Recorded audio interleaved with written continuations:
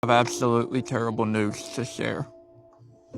This is one of the worst things that I've seen in a long time.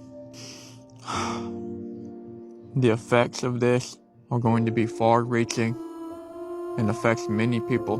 Yamaha has just decided to discontinue the R6. How could they do this? The Yamaha R6 is a staple in the motorcycle community. They said they were doing it because it's supposed to be a 600, but it's only 599 cc's, and they got sued or something. I don't know the specifics, but this is going to be awful. Take it from me, if you want to get an R6, now's the time to do it. You're going to have people selling used ones for $12,000 or something, and they got 20,000 miles on them. So I want everybody to go to the Yamaha page, go to their newest video, and say, please don't discontinue the R6. Please do this for me and for us.